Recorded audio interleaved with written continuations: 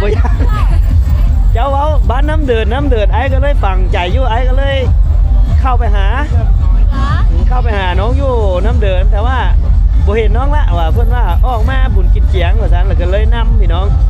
นำคิดว่าไอ้สิไปหาแท้แม่นวะอ๋อพี่น้องเอ้ยพัดลมใหญ่สมพอจังหนาวอากาศขึ้นมาทางนี้นี่เย็นแน่กันแน่เลยตัวพวกเสียงไปพักแน่โอ้ยเป็นบินเป็นเวียนย้อนเลยเราเตียงก็ได้ขึ้นมาค้างทวิตเนาะที่ได้มาเห็นบรรยากาศนี้ก็ต้องขอขอบใจทั้งเจ้าหน้าที่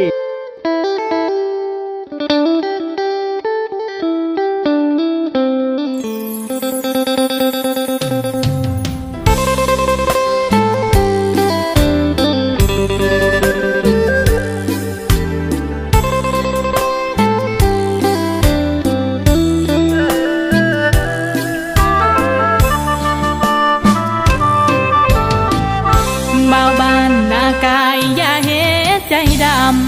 ำผ่านมาคูณคำแวะแน่เด้ออย่าใจดำลากะหูอยู่ดอกว่าเพิ่นบ่ได้ใส่ใจหักของเพิ่นอยู่กับผู้ใหม่บ่แค่ดอกแค่แฟนเก่าแต่บ่ได้หวังอีหยังเด่นละยามอายกายมากะแวแน่สำนั้นละเอาก็คนเคยฮักจึงยังหวังดี เดี๋ยวตามหาน้องมาลีเพิ่นเป็นคนมงแต่ว่าเพิ่นซื้อแบบลาวๆเนาะเห็นแล้ว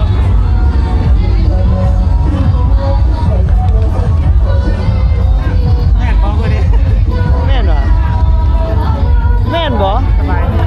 สบายดีแม่นบ่นี่ตัวจริงวะนี่ตัวจริงมันเป็นไอ้เราไปนำหาเจ้าอยู่แต่บ้านพุ่นน่ะไปแต่บ้านนี่ก็บ่บอ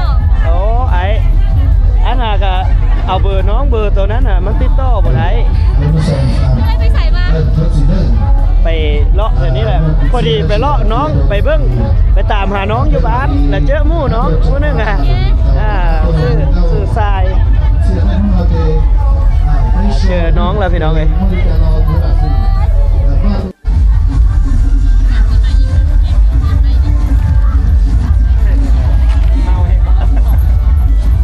ไปดีเป็นจังไดม่วนบ่มางานกินเสียงทั้งม่วนทั้งเมาบ่ได้เข้าเทคบ่ได้เข้าเนาะไอ้ก็เข้าคือกันไอ้ก็เข้าเทคคือกันไม่ใช่สิเข้าไม่ใช่สิไปท่งแปแล้วก็สิออกเมื่อแล้วไปทุกแฝมาแล้วยังถ้าพบน้องก่อนแล้วจังเมื่อท่านบ่พบน้องนี่บ่เมื่อตั้งใจมาหาน้องเด้งานนี้น่ะมาจากคน2 คนนี้แล้วมู่เราเห็นท่านเที่ยวไปเที่ยวมู่แล้วได้ผู้บ่าวแล้วล่ะไปปะแม่มู่ก็ได้ไปน้ำมะลิเลยเนาะมะลิหรือมะลิ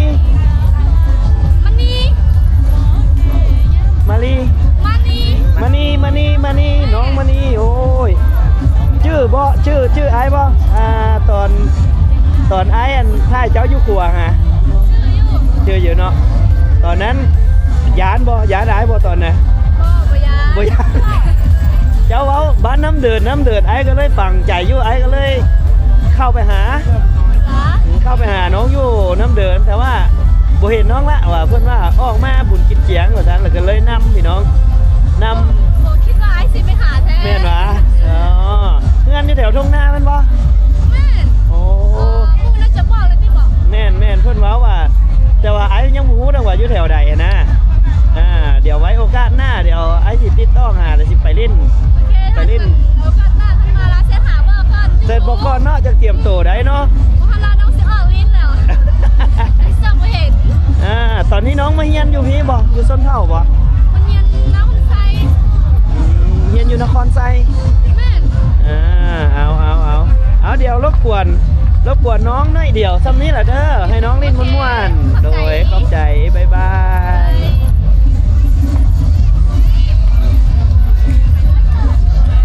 เสียงทอง น้องเดียวตอนนี้ก็ออกจากงานบุญกินเจียงก่อนบัดนี้เดี๋ยวเฮาจะเดินทางไปเบิ่งไปท่งแปเนาะเฮาสิไปเบิ่งกระหังลมกังหันลมพัดลมใหญ่เป็นพลัง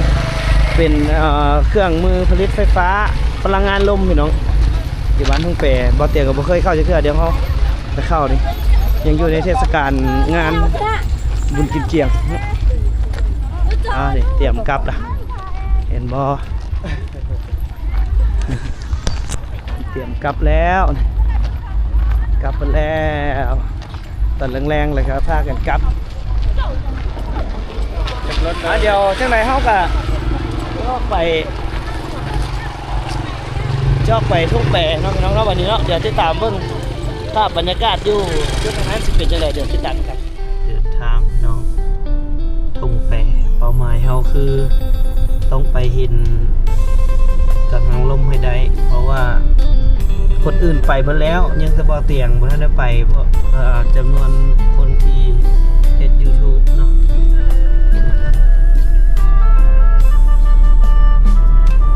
บ้านท่องเปนี่ห่างจากลักซาวจักกิโลบ่สุดซาวลักบ่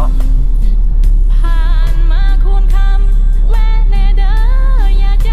ดำลา บ้านท่องเปเป็น กะหูอยู่ดอก สำหรับนับตั้งแต่ทุกนั้นมา เขานับตั้งแต่ท่องเปว่ามาจำฮอดนี่ว่าลักซาวหั่นนะ ชาวนักสร้างที่ตรงนี้ บ่แม่นจากกันเมืองบ่แม่นจากกันชายแดนเวียดลาวเนาะ รับจากที่นั้น แต่บ่ได้หวังอีหยังเด่นละ เลยมีบ่มีลักหนึ่งเนาะ ยำอาย ลักหนึ่งลักสองบ่มีเนาะมีแต่ลักห้าแม่นบ่ สำนันละเอาก็คน ที่ตั้งเป็นชื่อบ้านขายหันกับบ่ จึงยังหวังดีคือเก่า เอาจังไดก็เดี๋ยวไปติดตามเบิ่งบรรยากาศโครงการสร้างพลังงานลมที่ใหญ่เรียกว่าใหญ่ที่สุดแหละอยู่ในของเขตนี้ของเขตภาคกลางนี่ก็มีจุดนี้จุดเดียวที่เพิ่นเฮ็ดเนาะก็หลายร้อยเครื่องได้เนาะบ่สุก ก็คือเรื่องใช้กับทอน เมือง ทอด นากายแม่นบ่แพ แผ่ ง นแบบนี้ครับหน้าตาคนทอด แสดงว่า ขึ้นหนึ่งเมื่อถึง$11ป๊อดโตเอาเดี๋ยวไปติดตามเบิ่งพี่น้องเอ้ยมีเมืองไซจำพรนี่เมืองเวียงทองมีบ่ เรื่องทองนี่ย่างนะครับ บ่มีเนาะเวียงทองเนาะมีไซจำพรคำเกิดนากาย3ตัวเมือง3เมืองพี่น้องโครงการนี้กวมเอา3เมืองเดี๋ยวติดตามมันกันอยู่ทงแป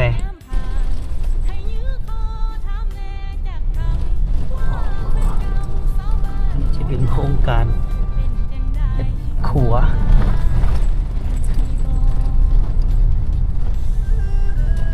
ก็น่าจะขยายทางเนาะทางขึ้นทางไปชายแดนเด้น่าจะขยายทาง เรื่องชิ้นขวด ทางระหว่างประเทศน่าจะเฮ็ดใหญ่อยู่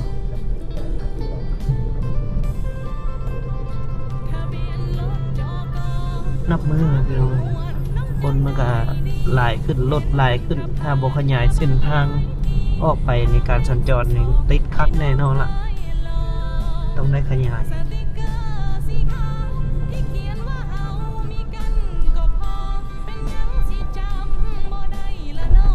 ไกลแล้วไกลฮอดแล้วพี่น้อยอยู่ทางหน้าพุ่นอยู่ทางภูเขาอยู่จอมภูพุ่นอยู่จอมภูเขาพุ่นไกลสิฮอดละ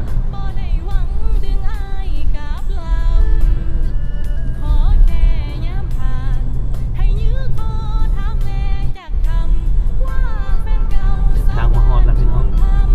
บ้านทุ่งแปมันบ่นี่ฮอดทุ่งแปแล้ว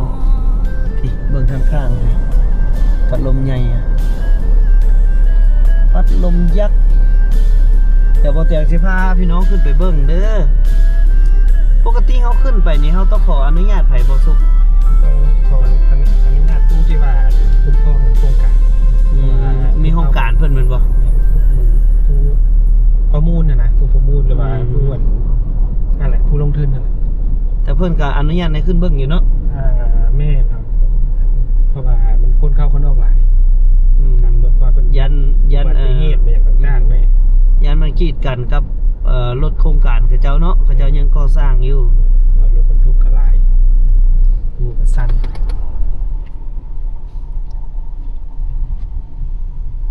ท่องแปรขึ้นพี่แมันบ่ แม่น ได้อยู่บ่อะไรเนาะ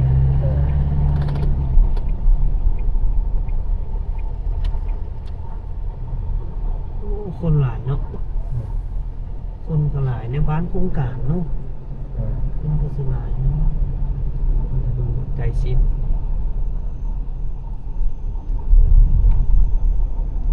ทางก็โค้ง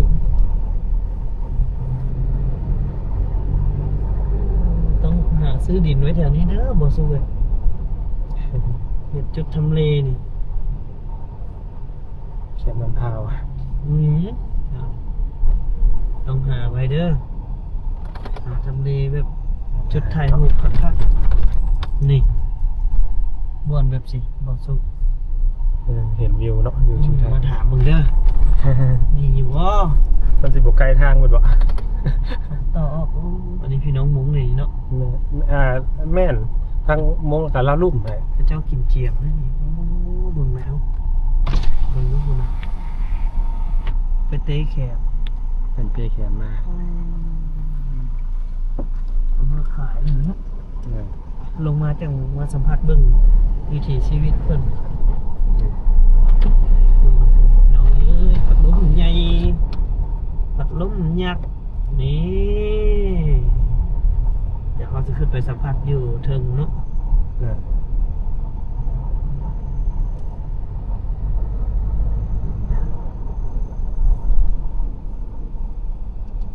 บาซุกเลยเห็นเลยมันบอกรถเขาคนนะ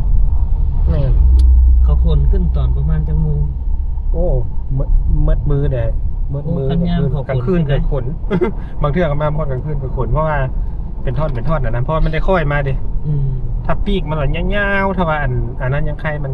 เป็นท่อนแต่ว่าท่อนกับยาวสมควรอยู่เป็นท่อนนะท่อนต้นมันครับเป็น จุด ท่อน นี้ ท่อน ได้อยู่ได้เบิ่งไกลๆเลยนี่เนาะ เออ ป้าบัดคนขึ้นไปติดตั้งอะนะเขาแคนขึ้นนะใบพัดมากนะป้าตัวนี่พัดลมยักษ์ได้สัมผัสแบบใกล้ชิดเลยสมโพจังหนาวพี่น้อง อยู่ทางจอมภูเลยเดี๋ยวซ้ายเลยเดี๋ยวซ้ายบนนี้เลยเออเดี๋ยวซ้ายบนนี้เลย ถ้าเราขึ้นไปดำน้อยนี่เฮาบ่ครอบก็ได้แมันบ่ ต้องได้ครอบอะ อยู่ใส่บ่อนคง นี่บนปอมนี่ อ๋อ ก็ได้ครอบเขาลงไปครอบเขากันแน่ก็บอกเขาบอกให้เขาได้อืม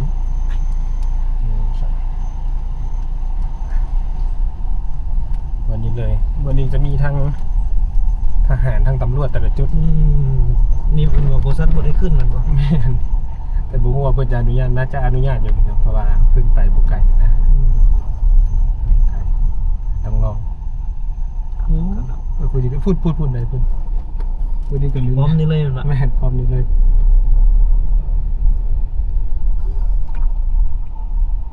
ไปลงไปก่อน จันทร์ ต้องสบายดีมาอีกแล้วสวัสดี สบายดี ขออนุญาตขึ้นเบิ่งหน่อยหนึงได้บ่ไอ้ ใกล้ๆนี่ได้บ่ผมไปขึ้นได้ยังกับบ่ได้ว่าเพิ่น แล้ว เฮ็ดเวียกอยู่เทิงนี่เพิ่นมานะ แม่นอ่ะ ย่างขึ้นได้บ่พอได้เห็น ขอซื้อเขา ไปให้บ่สุขขอเอกสารนำเพิ่นพอดีทึกตอนเพิ่นเฮ็ดเวียก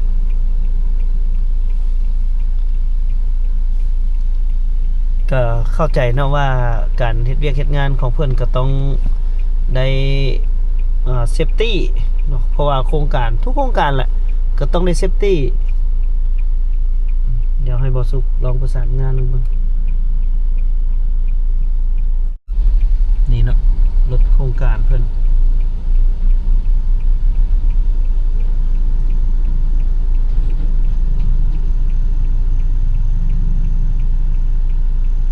รถโครงการเพิ่นก็เที่ยวขึ้นเที่ยวลงอยู่ไหนก็เพิ่นจังบ่อยากให้กีดกันของเพิ่นก็เข้าใจเนาะแต่ว่าเฮาก็อยากเห็นเฮาก็อยากมาเบิ่งจักเล็กจักน้อยก็แล้วแต่เจ้าหน้าที่เนาะคันเพิ่นบ่อนุญาตก็แม่นได้กลับฟรีเลย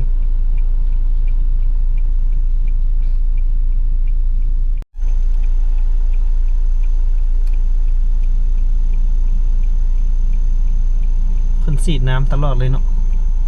เพื่อบ่ให้มีขี้ฝุ่น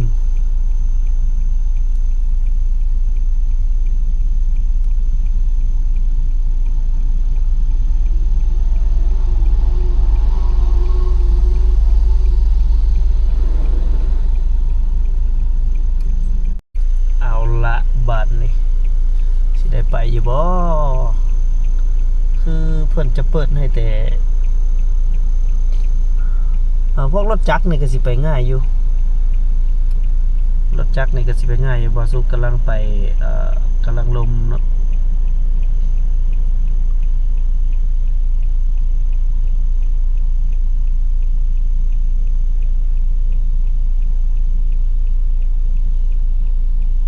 กำลังลมกับเจ้าหน้าที่เพิ่นแต่อยู่นี่ก็สิมีทหารเนาะ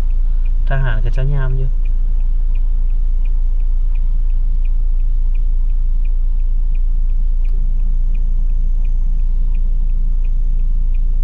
รอลุ้นอยู่เป็นจังได เดี๋ยวนึงเลยเนาะกับใจได้ก็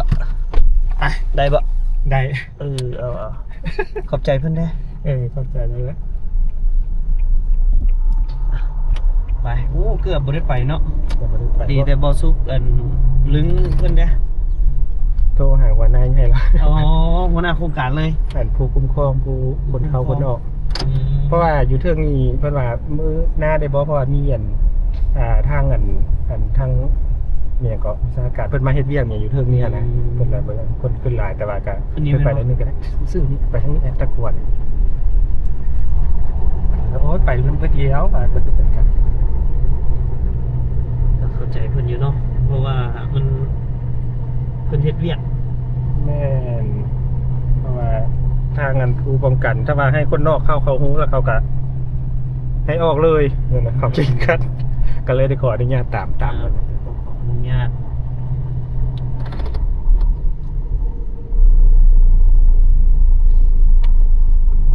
อันนี้เป็นรถอันนั้นบ่รถมาเฮ็ดงานเบิดนี่เนาะ เลย มีแต่รถหน้างานเบิดเลย มีทางนี้นี่ไปผู้ดีจุกับอันบ่อนโตการหันลมเลยแมันบ่ แม่หลายต้นเลยแหละอยู่แคมป์ทางนี้ เอามานี่อยากเบิดแสงแล้วพี่น้อง5:30ต้องมาตอนเที่ยงประมาณ2 โมง 3 โมงพอดีนี่แสงอยากเบิดละที่จริงผู้พวกนี้ก็เป็นเหล้าให้เขาเจ้าเนาะ เดี๋ยวแม่ ให้เก้าของชาวบ้าน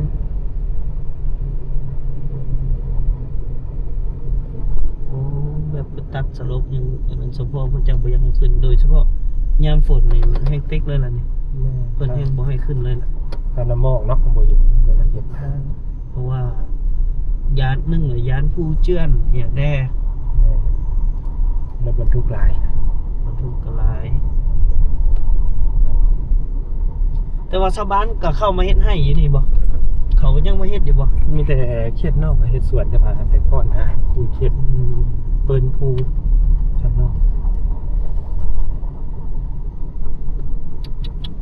ผู้ลงห้วยสิเลยเนาะตัดไปตามสันผู้เลยอันนี้จุดน่ะจุ่มนี่หลายแท้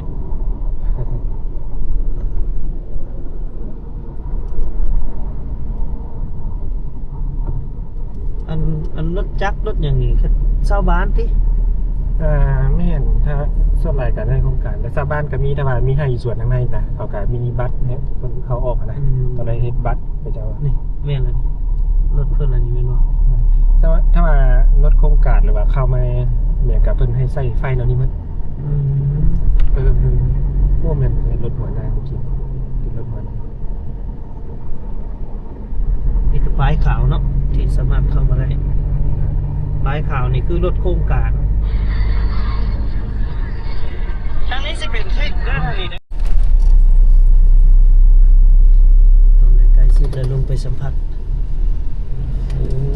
มีระบบไฟอย่างนี้เนาะนี่จุดนี้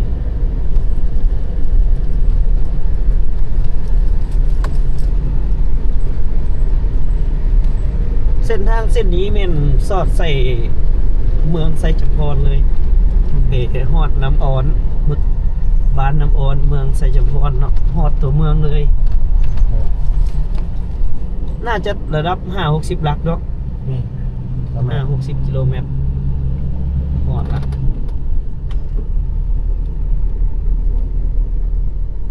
นี่แล้วเอาไปสิมาสัมผัสกับพัดลมยักษ์แถวนี้บ่สุก ขึ้นไปเลย ขึ้นไปเลย ขึ้นไปมันยังมันมีหลายบ่อนอยู่ดอกมีหลายบ่อน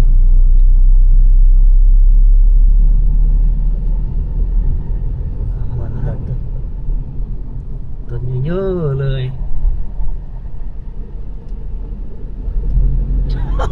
มันโบแม่นมาปิ้นค่อยได้นี่เนาะมาเบิ่งไก่ๆคือว่าปิ้นค่อยๆเนาะปิ้นค่อยๆซาๆแต่ที่จริงโบแม่น ขึ้นไปเลยขึ้นไปทางทึ่ง จังเห็นวิวงามเนาะ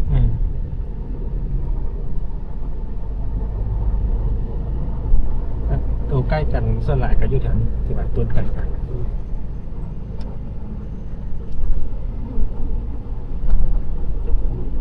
สักคูเนินคูเลย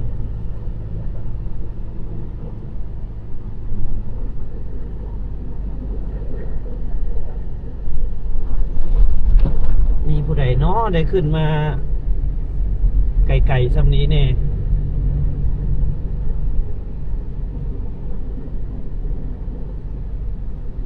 ที่จริงเพื่อนก็อนุญาตให้ขึ้นมาอยู่แต่ยามที่เพื่อนบ่คันเจ้าว่าแล้วก็บ่มีเวียกอย่างเนาะตัวเวียกน้อยอยู่ซั่นซะ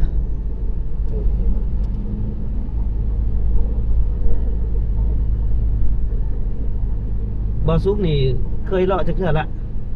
สั่งแบบเพื่อส่วนหลายก็ไปกายไปแบบ แถวนี้หมอกเต็มเลย ที่เราขึ้นไปมันมีบ่อนนะครับจอดอยู่บ่อนต้นนะเทิมๆมันจะมีบ่อนแถวนั้นนี่ก็วิวงามเลยเนาะ อ่า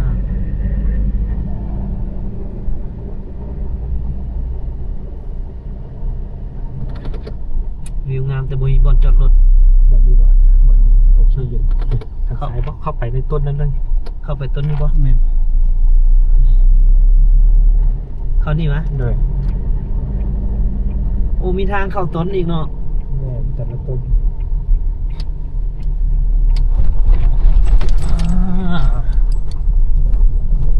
พี่น้องเอ้ยได้เห็นบาทนี่อ๋อต้นไหนก็เดินบ่แม่นหอมๆเนาะ ลิฟต์ขึ้นลิฟต์ ได้ขึ้นลิฟต์ว่ะ แม่น โอ้แม่นว่าประตูเข้ามา แม่น ไป จอดแถวนั้นก็ได้จอดแถวนั้นก็ได้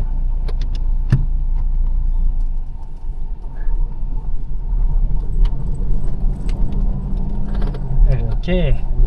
กินเนาะ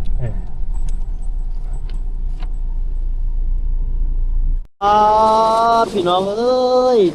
พัดลมใหญ่สมพอจังหนาวอากาศขึ้นมาทางนี้นี่เย็นแน่กันแน่เลยตัวพวกเสียงไปพักไหนโอ้ย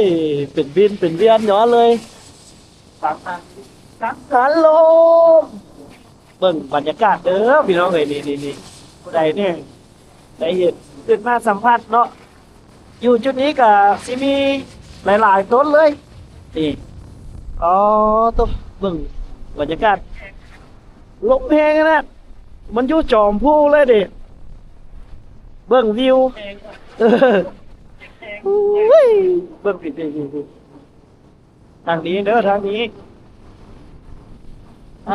เสียงใบพัดวูดวาดเลยคุณน่ะ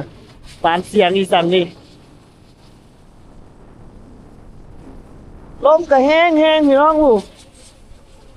ตมแล้วที่เป็นบ่อนที่เพิ่นเอามาเป็นจุดผลิตพลังงานลมเนาะเพราะว่าอยู่จุดนี้แม่นลมแห้งหูหมอกเต็มเลยแถวนั้นน่ะที่จริงมีเบิดเลยนะพี่น้องฮะ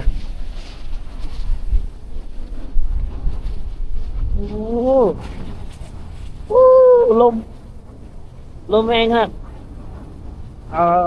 ตกจนหนาวพัดลมยากพี่น้องพัดลมยาก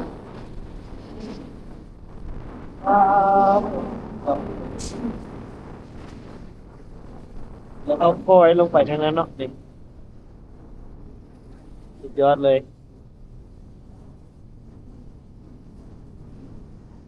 ก็เตียงก็ได้ขึ้นมาค้างทวิตเนาะที่ได้มาเห็นบรรยากาศนี้ก็ต้องขอขอบใจทั้งเจ้าหน้าที่ที่รักษาคนขึ้นคนลงนี่แหละขอบใจเพื่อนหลายๆที่อำนวยความสะดวกให้กับบ่อเตียงคำละกายเนาะก็คือเย็นแห้งพี่น้องขึ้นมานี่โอ้อากาศป๊าดตัวหนาวแห้งน่ะเลย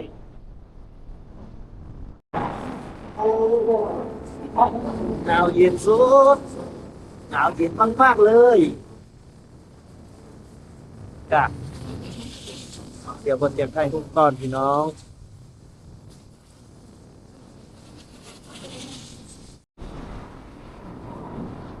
เอาแสงสุดท้ายพี่น้องกับบรรยากาศอยู่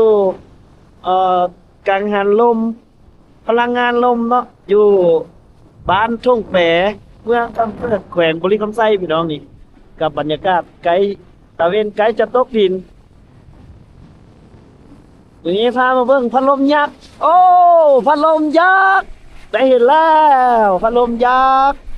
สุดยอดเอาผู้ใดบ่เคยเห็นเบิ่งน้ำคลิปมาเตียงเด้อนี่พัดลมใหญ่เดี๋ยวจะพาเข้าไปเบิ่งไกลๆหน่อยพี่ดิเนาะพาพี่น้องเข้าไปเบิ่งไกลๆเลยผมเบิ่งรถเด้อรถนะรถมาเตียงกับพัดลมใหญ่ยอด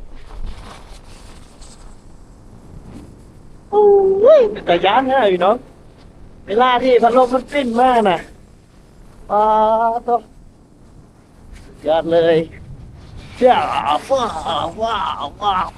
วตอนติดตั้งนี้สีซ้ำไหนเนาะเบิ่งดูโอ้จนสิเป็นปิ้นเบิ่งดูนี่เบิ่งซอยกันเด้อพี่น้องเด้อโครงการพัดลมใหญ่อยู่เมืองคำเกิดแขวงบุรีคำไซมันโมแม่นว่าน้อยๆแล้วก็ซาๆให้พี่น้องเอ้ยนี่อุ้ยมาเบิ่งนี่จนสิเป็นวินเส้นทางอ่ะนะเส้นทางนี้นี่ไปซอดเมืองไซจำพรแขวงบุรีคำไซเมืองไซจำพรเนาะนี่อุ้ยคักขนาดเลยแล้วก็มีสถานที่เก็บไฟเนาะแล้วก็ส่งเป็นสายไฟลงไปประมาณนี้เนาะทุกต้นพื้นที่ติดตั้งกว้างสมควรเลยปกติเพิ่นก็บ่ได้ให้คนนอกเข้าดอกเนาะนอกจากพนักงานของเพิ่นเองยอดอุ้ยคุณน่ะ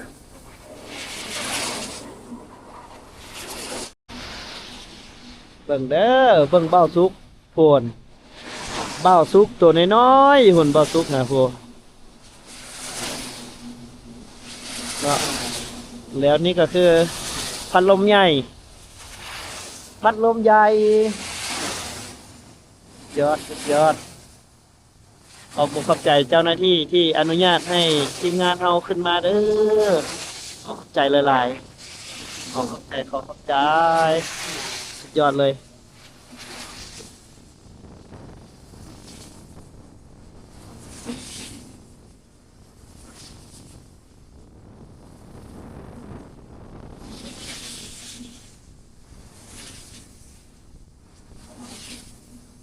ที่พื้นที่ที่เพิ่นก่อสร้างเนาะใส่พื้นที่บ่กว้างๆบ่ธรรมดาเด้ยอดคุ้มขนาดเลยมื้อนี้ทีมงานของพวกเราได้มาเบิ่งคุ้มแฮงโอ้ยสุดยอดอีหลีขอบใจทั้งเจ้าหน้าที่เพิ่นเนาะที่อนุญาตให้พวกเราขึ้นมาแล้วก็ขอบใจหัวหน้าคุมทีมเบิ่งบ่สุกนี่ซ้ำใจพี่น้องมันดาวเอ้าเดี๋ยวเข้าไปเล่นรถกันไปทางเฮาเอาเตรียมลงนะวันนี้เนาะเอาเตรียมลงดิโอ้ยมาได้ฮู้ครับต้นนี้แน่สุดยอดบรรยากาศงามหลา